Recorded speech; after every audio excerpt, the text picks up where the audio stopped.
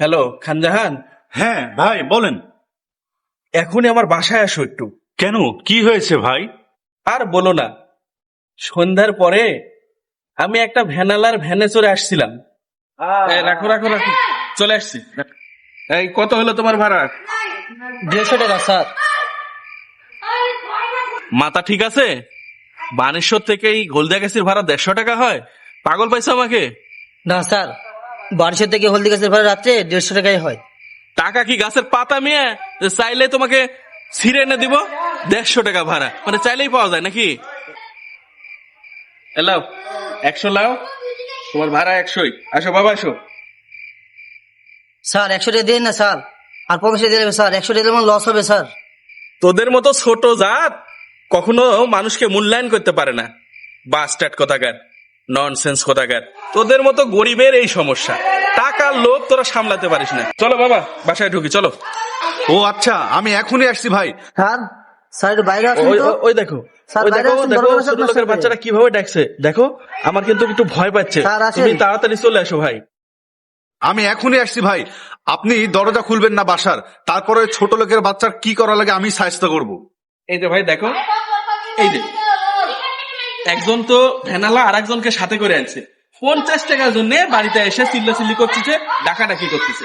এই ছোট লোকের বাচ্চা, 50 টাকার জন্য তুই ভদ্রলোকের বাসায় রাতে ডাকাডাকি করিস? তোর এত বড় সাহস কে দিয়েছে? স্যার, তখনও একবার আপনি আমাকে ইংলিশে গালিগালাজ করে আসলেন, আবার এখনো খারাপ ব্যবহার করছেন। উনিও আমার মতো একজন ভ্যানওয়ালা। এখন আমি আপনার কাছে টাকার জন্য আসেননি। দেখুন তো স্যার, এই জিনিসটা কার? হ্যাঁ হ্যাঁ হ্যাঁ, ওটাই তো। ওই জিনিসটা আমি এতক্ষণ ধরে খুঁজছিলাম। আমি এত পরিমাণে খুঁজছি। হ্যাঁ হ্যাঁ, এটা তো তোমার ভ্যানে ছিল না? আমি টাকা দেওয়ার সময় ওটা পড়ে গেছিল। স্যার, এটা খুলে দেখুন তো সব ঠিকঠাক আছে কিনা। সব ঠিক আছে ভাই, তুমি আমার বড় উপকার করলে। আমি তোমার উপকারের কথা কোনোদিন ভুলবো না। তুমি খুব সৎ ছেলে ভাই। তোমার সাথে তখন আমি একটু খারাপ ব্যবহার করছিলাম, কিছু মনে করো না। আর এই 500 টাকা রাখো, এটা তুমি মিষ্টি কিনে খাও ভাই। তোমরা দুজন আসছো, একটু মিষ্টি কিনে খাও। স্যার, আপনার কাছে আমার দাবি ছিল মাত্র 50 টাকা, 500 টাকা না। ওটা ছিল আমার অধিকার, তা আমি এখনো দাবি করি।